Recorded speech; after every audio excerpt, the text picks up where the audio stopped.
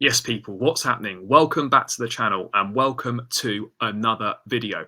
And after the humiliation of yesterday's performance at the Etihad, Chelsea needs to act and they needed to do something this week in the transfer market. And that is exactly what has happened. News has just broken that Chelsea have verbally agreed to sign Joao Felix on loan until June from Atletico Madrid for a fee of 11 million euros, so just under 10 million pounds. David Ornstein reporting that news, and it might come as a little bit of a surprise because earlier in the month it was reported that Atletico Madrid were looking for a package of 21 million pounds, 15 million euros fee plus 6 million salary. But it looks like Chelsea have managed to get this done for 11 million euros. So some good negotiating has been going on there, and getting it down to below what Atletico Madrid were originally asking for. United and Arsenal had also been keen on the 23-year-old, but apparently the Chelsea project appealed to Joao Felix. So I guess despite the position we're in, we can still attract quality players to the football club. You know, obviously Enzo wanted to join us, but we fucked that one up.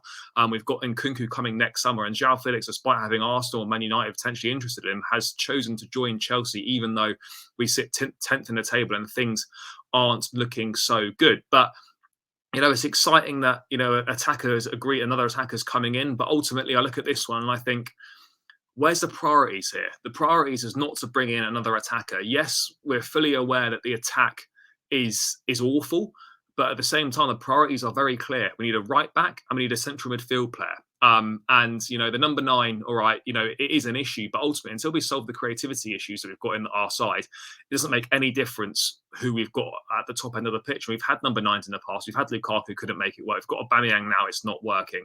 The list goes on and on. So whilst the 9 is important, you know, the most important thing is that we solve the creativity issue in midfield. Now, does Joao Felix solve that creativity issue? I think he helps with it, but ultimately, I'm not really sure what sort of Joao Felix we're going to get here. I mean, this season, he's not been in the best of form. He's got 5, I think he scored 5 times in 20 appearances this season, which is not great, really. Yeah, 5 goals and 3 assists in 20 appearances this season, although he has been used across the front line in a variety of different formations by Diego Simeone. And it is fair to say to Felix that, you know, obviously, since he had that big money move from Benfica, he's not really lived up to the expectation at Atletico Madrid. I think he's struggled in a Diego Simeone system that obviously stifles creative players.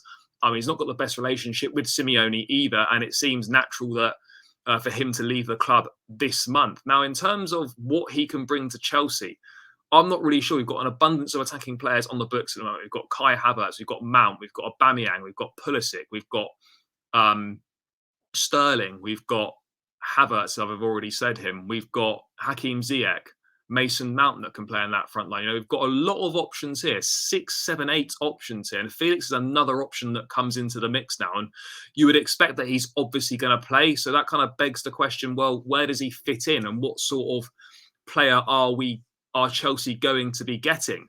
That is the big question. And it's one that I don't really know the answer to. I look at him and I think he's similar-ish to Kai Havertz. I mean, obviously, if Felix is fit, firing at the top of his form, he would bring a lot to Chelsea. I think it's very clear to say that. He still remains potentially one of the most talented players in world football at the moment. But again, he seems to have got stuck in a little bit of a limbo at Atletico Madrid, and we're not really seeing much from him. So hopefully maybe a change of scenery, playing under a different system, a different manager, which maybe gives him a bit more freedom, like he has at Portugal, and we might start to see Felix's abilities unlocked again. Himself, Felix probably is more of a goal-scoring number 10. That's kind of what Kai Havertz sees himself as well. So I don't know if Felix and Havertz can coexist in the same team, whether it's going to be one or the other. He also has a similar ability to kind of create from deeper areas, and he gets closer to goal. And his finishing's not bad either. We'd also say that his ball carrying is pretty good. And most importantly as well, you know, he has got that ability to spot a pass in tight areas and has a knack of getting on the end of crosses. Admittedly, we don't really seem to put any balls into the box, but he can get on the end of crosses. I think the key here is spotting a pass in tight areas. That's something we're really massively missing at Chelsea. Anyone that can just really pick a pass, a forward pass ideally. But that is a big that is a big strength of his. But obviously, at Atletico Madrid, it's not happened anywhere near enough.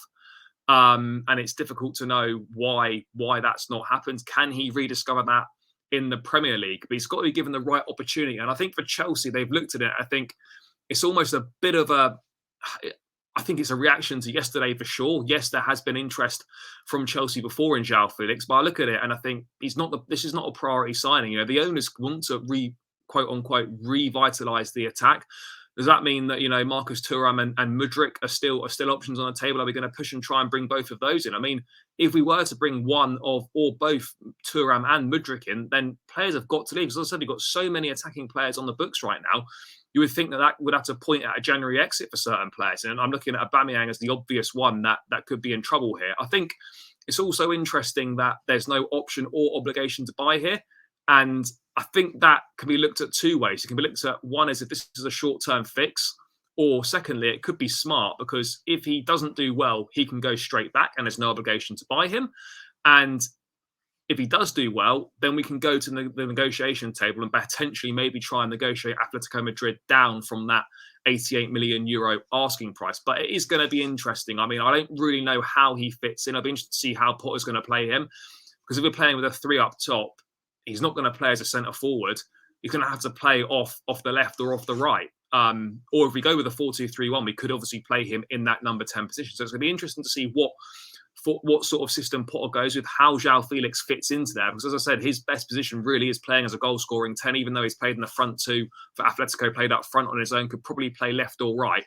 His ideal position would be that goal-scoring 10. And it sounds like I'm describing Kai Havertz exactly. So, I mean, I hope we don't have a similar situation where we've got another player in Felix who's very talented, but we can't really see how he fits into the system. It's certainly an intriguing option, an exciting option, but ultimately, until I see him in a Chelsea shirt and kind of see how he's going to be used, it is hard to tell. But I suppose for 11 million euros for 6 months, it is relatively risk-free because there's no option or obligation to buy, as I said, so he can go straight back if it doesn't work out. But yeah, I've got to be honest, I'm not entirely sold on this one, in all honesty. But I'll hold further judgment until I've seen him play a few games for the club. But yeah, that's just my thoughts on Joao Felix, guys. Make sure you leave your thoughts in the comments below on whether you think this is a good signing for Chelsea or not, how you see him fitting in. Please smash the likes on the video, subscribe to the channel, and I'll catch you again in another video soon.